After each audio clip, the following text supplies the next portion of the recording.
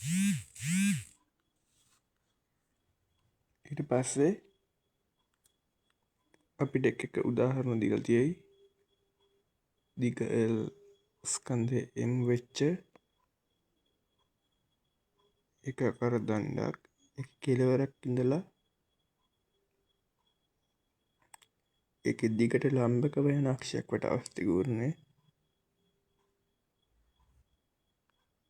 3 ml වර්ග වෙනවා. මේවා මතක තියාගන්න ඕනේ. දිග L වූ ස්කන්ධයේ M ද වූ සිහින් ඒකාකාර දණ්ඩක හි මධ්‍ය ලක්ෂ්‍ය හා එහි දිගට ලම්බ වන අක්ෂය වට අවස්ථි ගූර්ණය 12 ml වර්ගය. සමහර අවස්ථාවල මේ අවස්ථි ගූර්ණ ප්‍රකාශන දෙනවා සංකීර්ණ වස්තුවල. අපි අංශුවක මතක තියාගන්න ඕනේ. ඊට අමතරව මුද්දක තැටියක මතක තියාගන්න ඕනේ. ඊළඟට අරේ R වෙච්ච ස්කන්ධය M වෙච්ච ඒකාකාර වෘත්තාකාර තැටියක හෝ නැත්නම් සිලින්ඩරයක භාගයක් mr වර්ගය වෙනවා. ඊළඟට ගෝලයක 5/2 mr වර්ගය වෙනවා. ඊළඟට භ්‍රමණ චාලක ශක්තිය. වස්තුවක් භ්‍රමණය වෙන එකේ අංශු තියෙනවා. ඒවා m1 m2 m3 වුණාම ඒවා එක එක දුර වලින් දෙන්නේ r1 r2 r3 කියලා. ඒවගේ ප්‍රවේග දීලා v1 v2 v3 යන වශයෙන්. එතකොට මේ O කියන ලක්ෂ්‍ය වට ඔමේගා කියලා ඒකාකාර කෝණික ප්‍රවේගකින් තමයි භ්‍රමණය වෙන්නේ. එතකොට ඒ වගේ චාලක ශක්තිය ගත්තොත් පළවෙනි අංශු m1 වල භාගයක් m1 v1 වර්ගය, දෙවෙනි එක m2 v2 වර්ගය. ඒ විදිහට n දක්වා ලියන්න පුළුවන්. එතකොට මේ විදිහට සුළු කරලා භාගයක් I ඔමේගා වර්ග එනවා.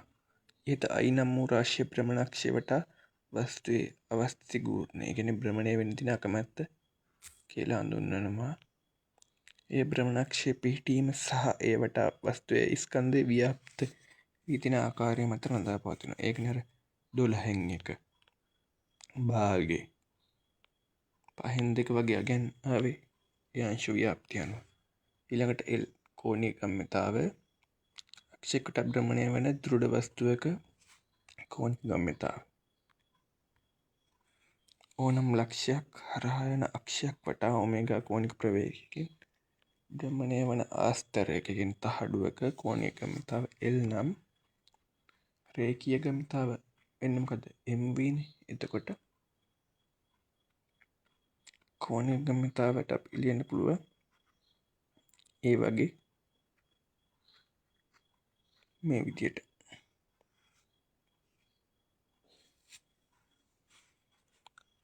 රේඛීය ගම්‍යතාව වතාවක් මොකද්ද? ලම්බ දුර. ඒක තමයි මේ P කියලා අරන් තින්නේ M1 V1 R. එතකොට V1 එක R1 ඔමේගා කියලා ලියන්න පුළුවන්. එතකොට L කියන්නේ I ඔමේගා.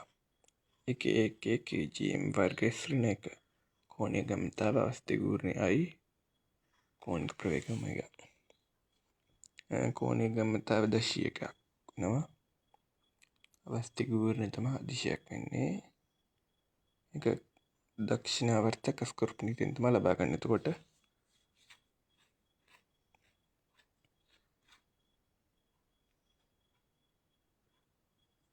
කෝණික ගම්‍යතාව දිශාව වෙන්නේ කෝණික ප්‍රවේග දිශාවම තමයි. ඊළඟට ව්‍යාවර්තය ටෝ උත්තරණ චලිතයේ බලය යනු රේඛීය ගම්‍යතාවය පරිවර්තනය වීම ශීඝ්‍රතාව ලෙස අර්ථ දක්වනවා. MV ඍණ MU බෙදීම T නේ. ඒ වගේ භ්‍රමණ චලිතයේ ව්‍යාවර්තනය. එතකොට බල ගූර්ණය යනු කෝණික ගම්‍යතාවයේ වෙනස් වීමේ ශීඝ්‍රතාවයි. එතකොට දෙපැත්තම කාලයෙන් බෙදනවා. එතකොට ටෝ කියන්නේ F වතාවක් R නේ. L සමානයි I ඔමේගා. මේ විදිහට ලියවහම ටෝ සමානයි I ඇල්ෆා වෙනවා. I කාලය සමග වෙනස් වෙන්නේ නැහැ. එතකොට දෙක සමීකරණ නිව්ටන්ගේ දෙවෙනි නියම වෙනස් සමාන ma සමග සංසන්දනය කරොත් ව්‍යාවර්ත දිශාව කෝණීය ගම්‍යතාවේ දිශාව තීරණය කරන්නේ මොකෙන්ද? තීරණය කරන්න පුළුවන්.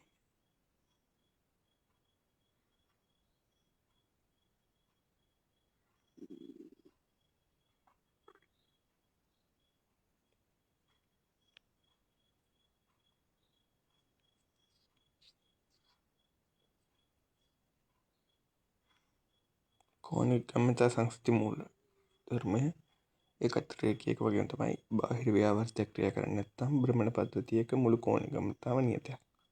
ඒකට ආරම්භක කෝණීය ගම්‍යතාව අවසන් එකට සමානයි. එතකොට මේ උත්තරණයි භ්‍රමණ චලිතයි සංසන්දනය කරලා තියෙයි. v සමාන u ධන at වගේ ඔමෙගා සමානයි ඔමෙගා නෝට් ධන ඇල්ෆා t. yes කෝණීය ගම්‍යතා සංස්කෘති මූල ධර්මයේ භාවිත තියෙයි. එතකොට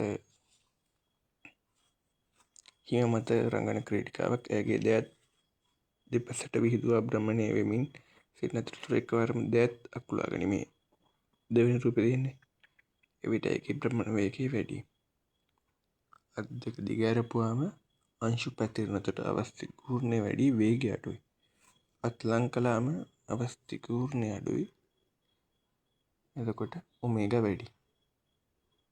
ඒ කෝණීය ගම්‍යතාව නියතයක් නේ, ඉන්න වේගය වැඩි. ඒක තමයි කියලා තියෙන්නේ. ඊළඟට මෙතනත් ඒකමයි. අපි ඉන්නවා කරගෙන පුටුවක අත් දෙකේ ඩම්බල් දෙකක් තියෙයි. ඩම්බල් දෙක ලං කරපුවාම වේගය වැඩි වෙනවා අංශු එක ළඟ ඉඳන්. ඊට පස්සේ මේ 6:19 රූපේ පාස් පේපර් එකක් තිබ්බා. ඊළඟට මේ 6:20 කියන රූපේ එසේ වල MCQ වල අහලා තියෙන එකක්. 6:19 කියන්නේ දෑත් අකුළුවා බාහිර සිරුරට ආසන්නව තබා භ්‍රමණය කළ විට අර 6:18 කියන්නේ අසුන වේගෙන් භ්‍රමණය වෙනවා. දැන් ඔහු දෑත් විහිදුවා සිරුරෙන් ඈත් කළ විට භ්‍රමණ වේගය අඩු වෙනවා. නැවත ඔහු දෑත් අකුළුවා ගතොත් නැවත භ්‍රමණය වේගය වැඩි වෙනවා. එතකොට අවස්ථි කූර්ණය වෙනස් වීම සමග භ්‍රමණ වේගය වෙනස් වෙනවා. ඊළඟට මේ 6:19 තමයි ඊළඟට කියලා තියෙන්නේ. ක්‍රීඩකයා පිනුම් තටාකයට කර්ණම් ලෑල්ලෙන් ඉවත් වන්නේ පාදමගින් ලෑල්ල පහළට තෙරපා සිරස් ප්‍රවේගයක් ලබා ගනී.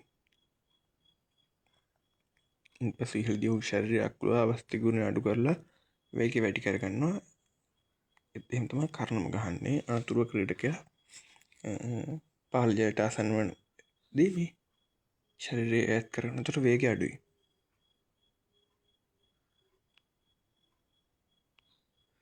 ඊළඟට මේ 6:20 ගැන කියලා තියෙන තුරේගේ මේ කේන්ද්‍රයෙන් තන්තුවක් සම්බන්ධ කරලා තියෙයි. මේ වෘත්තයේ පරිධිය මත M කියලා ස්කන්ධයක් තියෙයි. කියනවා මේ සීම තබා ඇති වස්තුව